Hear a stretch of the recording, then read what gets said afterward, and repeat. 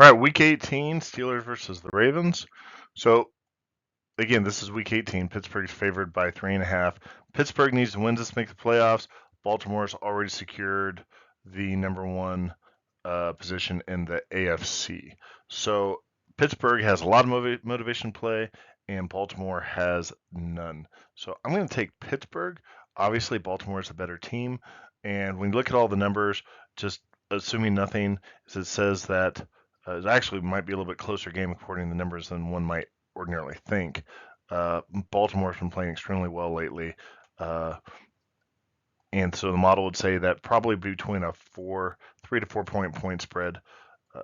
Just using the overall seasons, doing a correction says, yeah, that's probably closer to about an 8 or 9 point spread. However, in this case, just given the motivation, so the red says that the model has been very much under predicting what Baltimore's been doing, and it's also been over predicting what Pittsburgh should be doing. So a couple things.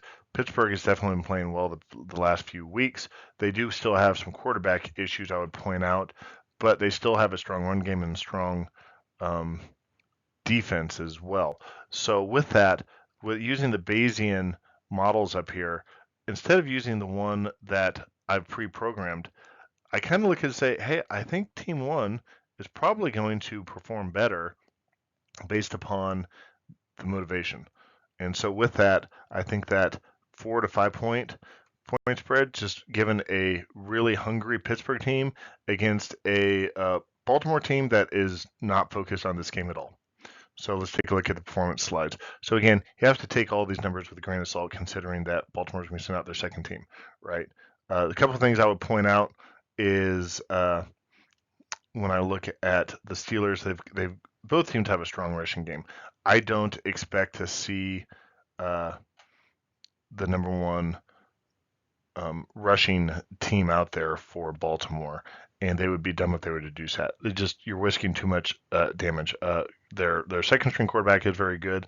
Even then, I'm not sure I'm going to be running that guy and having him get banged up. Have him run some of your basic plays for uh, uh, getting that in, but you really need to have both your quarterbacks and you want to have your top line rushers, and then you got to kind of look at your O line as well.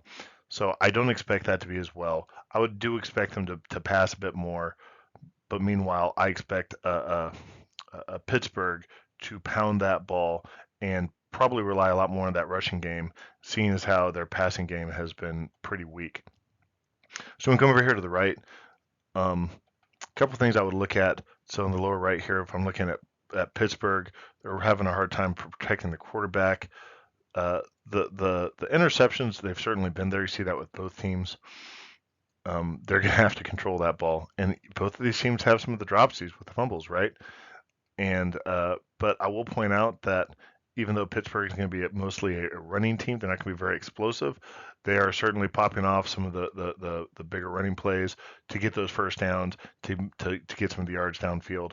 And one thing I would point, when we come over here to the left, if you just notice, uh, the the Pittsburgh offense has been well below average. The red line is average. Their defense has also been holding the opponents to below average as well. And the big thing that I would just use to point out with that is um, that's the team that's going to be coming out to play over here with Pittsburgh. This team over here that's got that huge uh, uh, scoring capability with that really strong defense for Baltimore, they're not going to be on the field.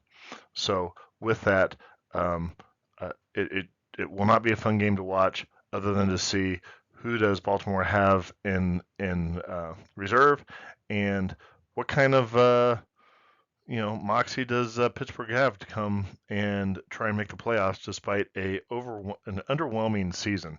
They've been scratching to get any win that they can win, which I think is a real testament to the players and the coaches and their schemes, and that they're under talented and they're still in position to make the playoffs. So as much as I've heard people griping about Mike Tomlin, I would have to turn around and say quite the opposite. I would say it's a testament to him and his coaching staff even being in this position. So anyhow, good luck to everyone. And if you like what you listen to, click like and subscribe. And if you've got a question, comment, drop me a note.